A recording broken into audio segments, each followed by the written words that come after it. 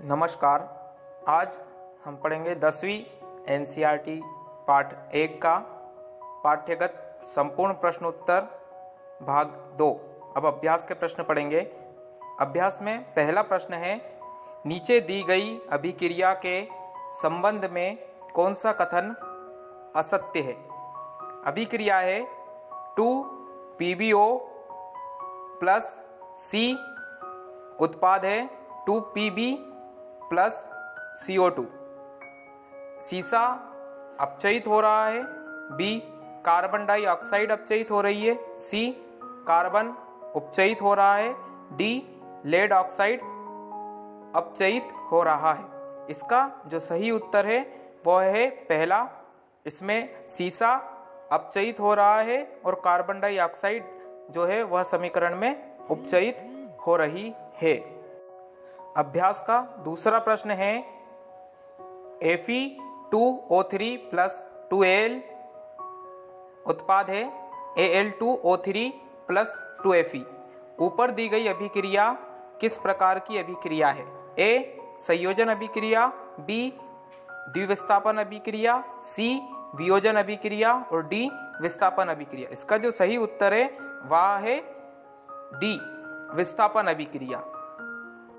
अभ्यास का तीसरा जो प्रश्न है वह है, लोहा चूर्ण पर तनु हाइड्रोक्लोरिक अम्ल डालने से क्या होता है।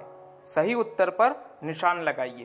पहला ऑप्शन है A हाइड्रोजन गैस एवं आयरन क्लोराइड बनता है, B क्लोरीन गैस एवं आयरन हाइड्रोक्साइड बनता है, C कोई अभिक्रिया नहीं होती है, D आयरन लवण एवं जल बनता है। जो इसका सही उत्तर है वह है A हाइड्रोजन गैस एवं आयरन क्लोराइड बनता है।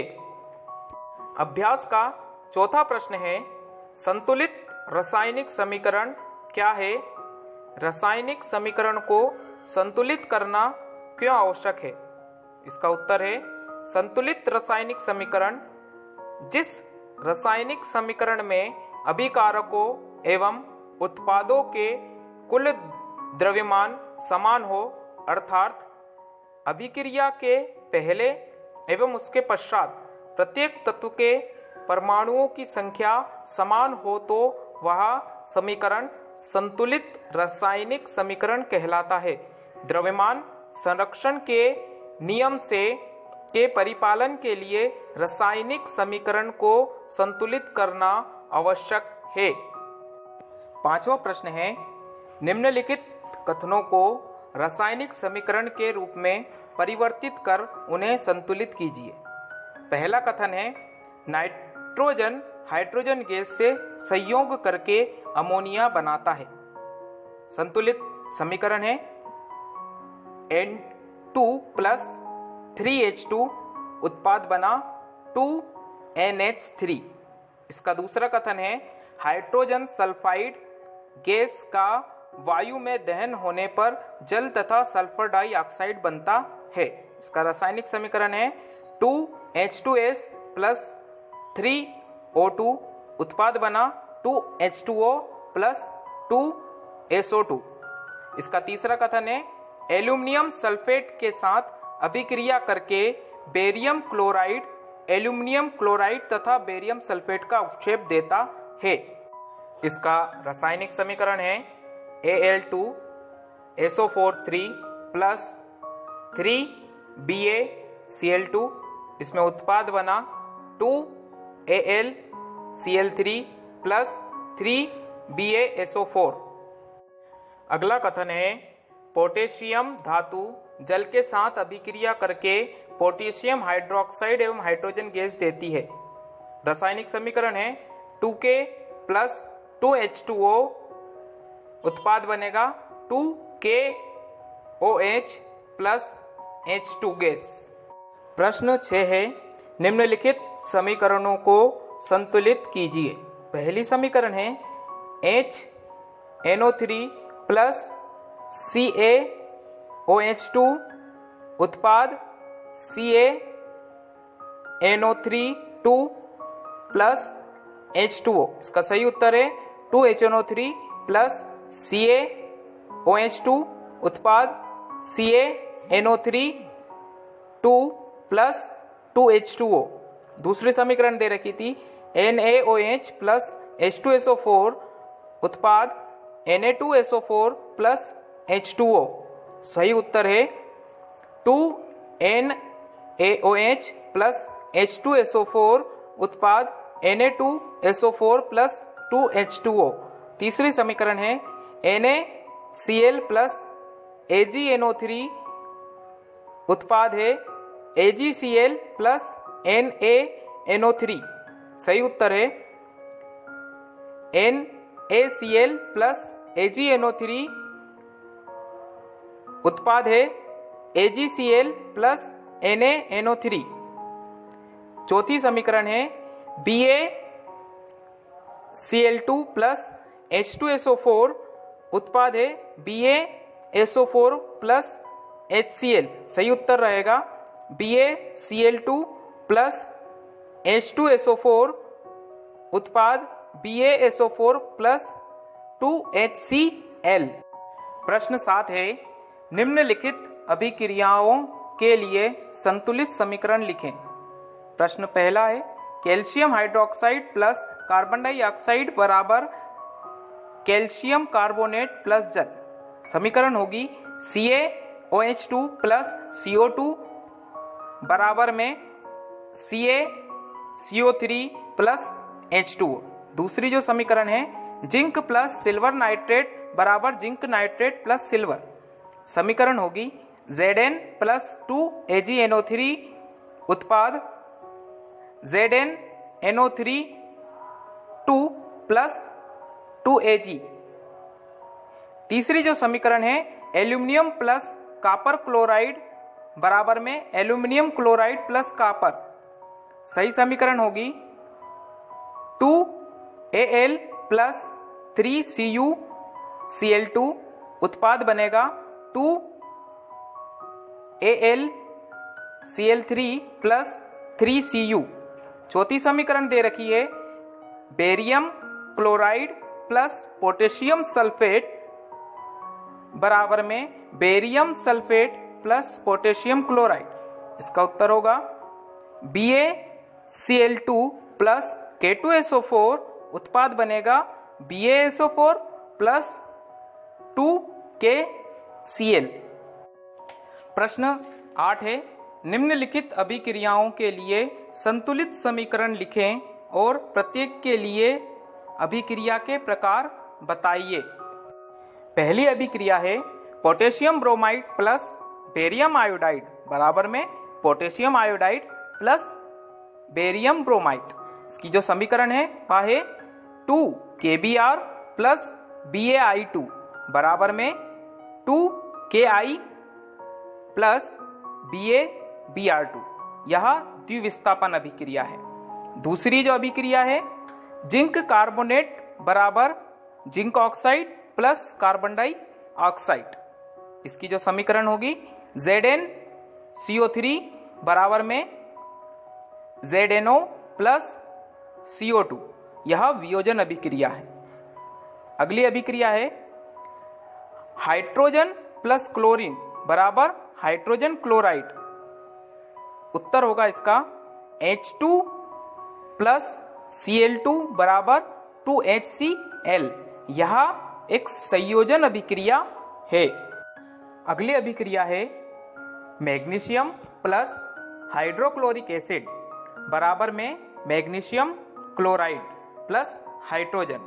इसकी अभिक्रिया होगी Mg प्लस 2HCl बराबर में MgCl2 प्लस H2।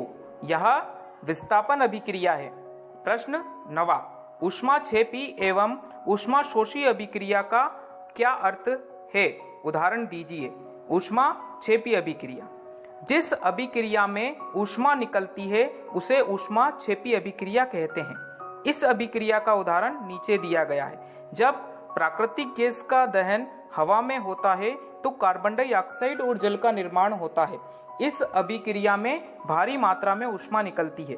उदाहरण CH4 प्लस 2O2 बराबर में CO2 प्लस 2H2O।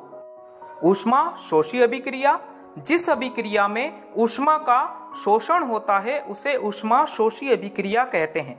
इस अभिक्रिया का उदाहरण नीचे दिया गया है। उदाहरण, जब कैल्शियम कार्बोनेट को गर्म किया जाता है तो इसका विघटन होता है और कैल्शियम ऑक्साइड तथा कार्बन डाइऑक्साइड का निर्माण होता है। समीकरण है CaCO3, उत्पाद है CaO प्लस CO2। प्रश्न 10वां, श्वसन को ऊष्माक्षेपी अभिक्रिया क्यों कहते हैं? श्वसन एक मंद दहन ऑक्सीकरण की अभिक्रिया है जिसमें कार्बन डाइऑक्साइड जल वाष्प एवं एटीपी के रूप में ऊष्मा ऊर्जा निकलती है, इसलिए इसे ऊष्माक्षेपी अभिक्रिया कहते हैं। प्रश्न 11 है, वियोजन अभिक्रिया को संयोजन अभिक्रिया के विपरीत क्यों माना जाता है? ऐसी अभिक्रियाओं के समीकरण लिखें। उत्तर है, वियोजन अभिक्रिया में एकल अभिकर्मक टूटकर 2 या 2 से अधिक उत्पाद बनाते हैं, जबकि संयोजन में 2 या 2 से अधिक अभिकर्मक संयुक्त होकर एकल उत्पाद बनाते हैं। समीकरण वियोजन अभिक्रिया का है CaCO3 ऊष्मा की उपस्थिति में CaO प्लस CO2। समीकरण संयोजन अभिक्रिया के लिए 2Mg प्लस O2 उत्पाद है 2MgO। प्रश्न 12 है, उन वियोजन अभिक्रियाओं के एक एक समीकरण दीजिए जिनमें ऊष्मा, प्रकाश एवं विद्युत के रूप में ऊर्जा प्रदान की जाती है। पहला समीकरण है, उत्तर में CaCO3 ऊष्मा की उपस्थिति में CaO प्लस CO2। दूसरा समीकरण 2H2O विद्युत की उपस्थिति में 2H2 प्लस O2 अम्लीकृत। समीकरण तीसरा 2AgCl सूर्य के प्रकाश की उपस्थिति में 2Ag प्लस Cl2। प्रश्न है 13वां, विस्थापन और द्विविस्थापन अभिक्रियाओं के बीच क्या अंतर है? दोनों के उदाहरण दें। विस्थापन अभिक्रिया में एक अधिक प्रतिक्रियाशील धातु किसी सॉल्ट से एक कम प्रतिक्रियाशील धातु का विस्थापन करता है, लेकिन द्विविस्थापन अभिक्रिया में 2 यौगिकों के बीच में आयनों का परस्पर आदान प्रदान होता है।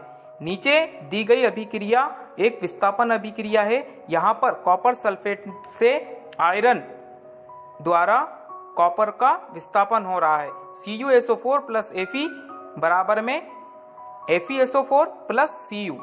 इसके अलावा नीचे दी गई अभिक्रिया में एक द्विविस्थापन अभिक्रिया है।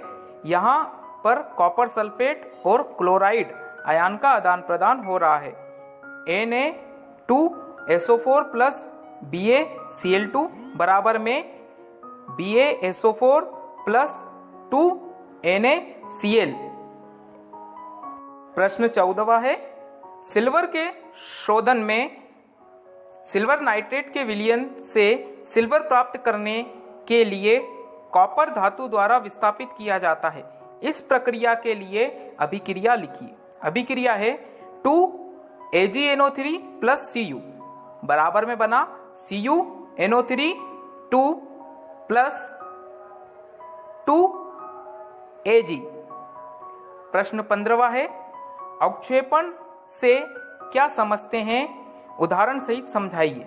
उत्तर है, अवक्षेपण जब 2 अभिकारक या क्रियाकारक विलयन आपस में क्रिया करके अविलेय ठोस उत्पाद बनाते हैं तो उस विलयन में उस ठोस के कण अवक्षेपित हो जाते हैं। इस क्रिया को अवक्षेपण कहते हैं। उदाहरण के लिए AgNO3 प्लस NaCl उत्पाद है AgCl प्लस NaNO3।